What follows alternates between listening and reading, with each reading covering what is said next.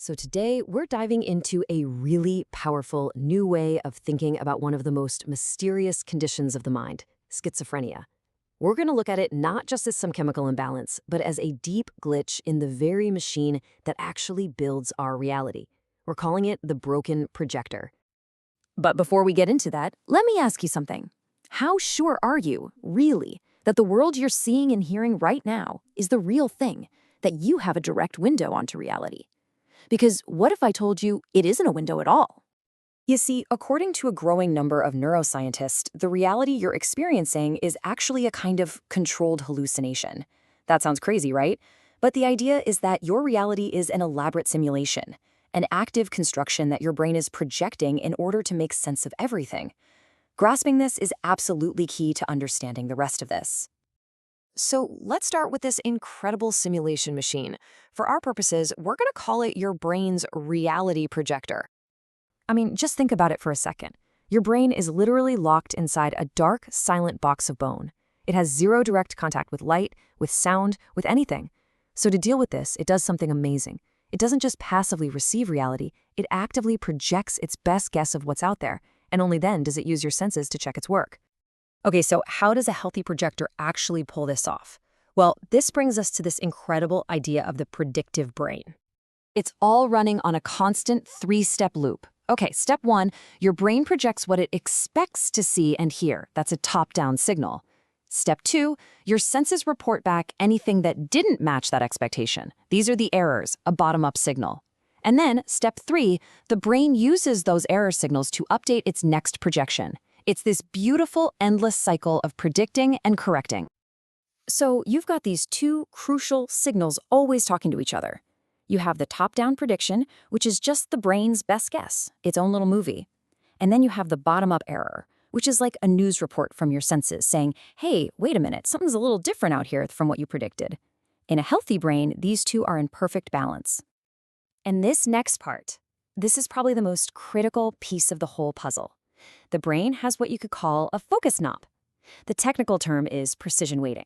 This knob's job is to decide how much to trust the sensory news report versus its own predictions. Is that little noise you heard just the house settling, or is it something more? This focus knob makes the call. And in schizophrenia, this is the knob that breaks. And that brings us to the first major system malfunction. What happens when the projector starts to, overheat and lose its focus? This is what's known as the aberrant salience glitch. Now, before we get too abstract, let's talk about what this actually feels like for a person. Before any major delusions even form, patients often describe this incredibly strange feeling, an uncanny clarity, or a delusional mood. It's a state where completely random things, the way a car is parked, a phrase someone uses, suddenly feel intensely, personally, and deeply significant. So what's going on under the hood? Well, it's that broken focus knob. Dopamine, which is the neurochemical that basically screams, pay attention, this is important, starts firing completely at random. It's not tied to anything actually meaningful anymore. It's just noise. The brain experiences this chaos as something called synthetic surprise. A totally mundane event, like a car's license plate, gets tagged with this massive "this matters" signal. It's like the projector is highlighting random pixels in the background and telling the operator that this is the main character, this is the most important part of the movie. So the whole system is flooded with all this meaningless significance. What in the world is the brain supposed to do? Well, it tries to fix it, and this is where delusions come from. They're not the core problem. They're actually a desperate, though flawed, solution. And this is a really crucial insight. A delusion is basically a story that the brain writes to make the chaos make sense. A belief like, I'm being watched by a secret government agency. Well, that's a terrifying story, but it does successfully explain why that random person's cough felt so incredibly important. The delusion is a software patch designed to reduce the brain's constant, overwhelming surprise. This all leads to this really fascinating paradox. On a low sensory level, the brain's predictions are actually quite weak. This is why people with schizophrenia often aren't fooled by optical illusions like the hollow mask. Their brain doesn't strongly project the "it has to be a face" assumption over the raw data.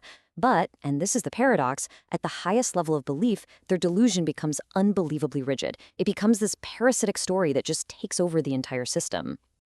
And this explains why delusions are so incredibly resistant to change. The the brain starts to engage in what's called cognitive immunization.